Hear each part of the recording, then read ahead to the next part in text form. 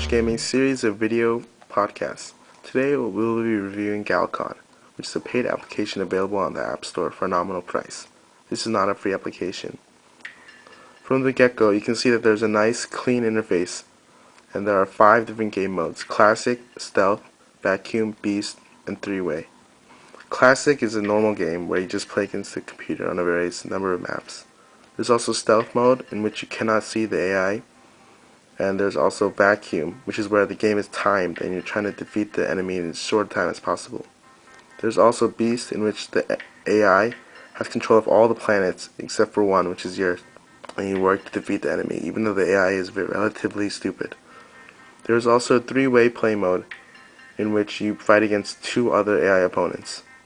There's also a net game feature, in which you can play local games through your LAN area connection, or over the internet with your Wi-Fi connection. As you can see here, there are quite a few people playing, with multiple rooms that are full. For demonstration purposes, we'll start on the classic mode on level 1, which is Cabin Boy. There are up to 10 different levels you can choose from, levels of difficulty. Level 1 is relatively simple. The game is quite useful in the fact that you can flip the iPod Touch in any direction to reorient the screen in whichever way you're comfortable. To start the game, you merely press on the screen and the game will begin. As you can see, you click and drag from each planet that you control to send ships.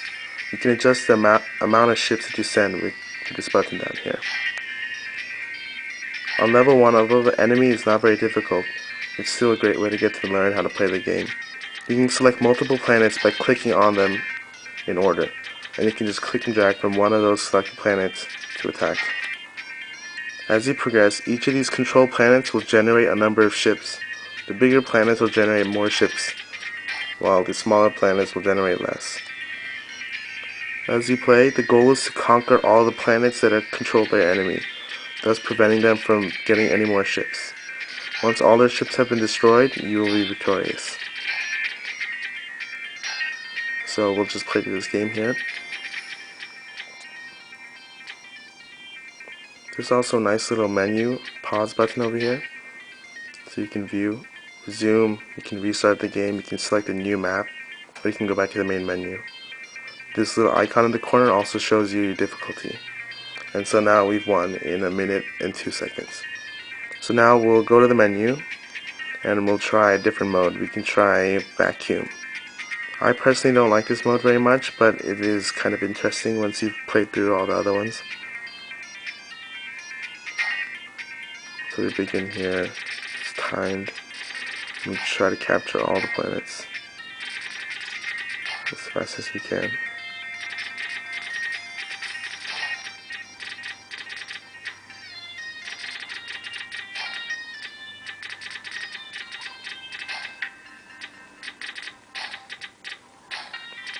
What's interesting is that you can also use 2 finger presses. This is the multi-touch feature, so you can select multiple planets at once and attack at the same time. That's if you're coordinated, which I'm not, but that's interesting.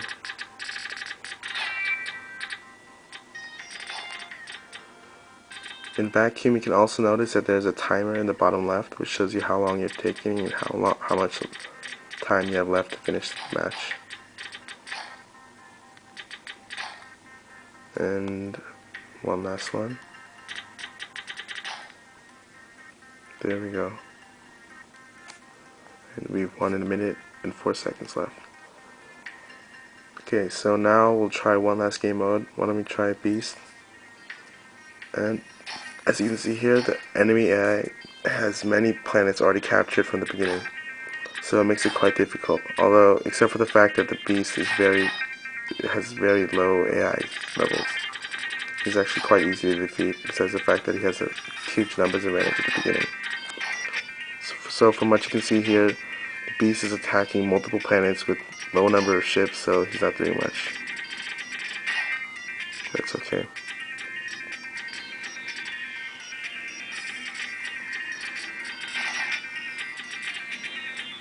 And we'll finish this up.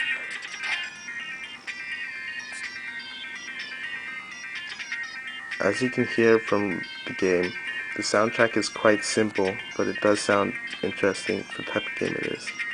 You can of course select whatever music you like by double tapping your home button. Oops, well, we exited.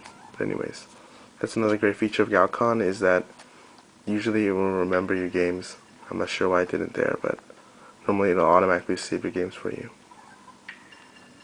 And so we can go into the settings feature and see what's in there.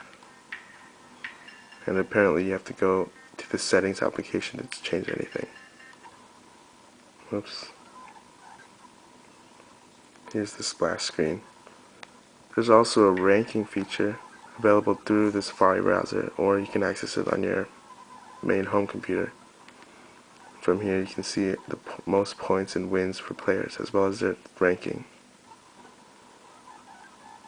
and the percentage of wins, as well as the number of rounds. Well, overall, Galcon is quite an interesting game, and it definitely has a high replay value, because there are 10 different difficulty levels which you can explore through.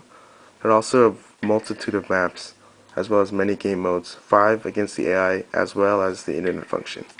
So you can play against people across the world, which provide for a more interesting challenge. I'll show you some of the extra maps that they have.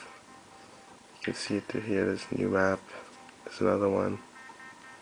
They all have quite interesting layouts, so you won't normally see repeated maps.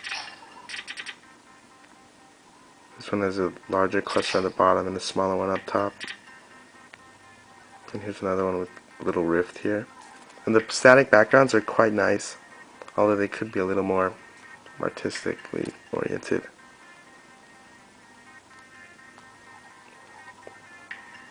Okay, now back to the main menu.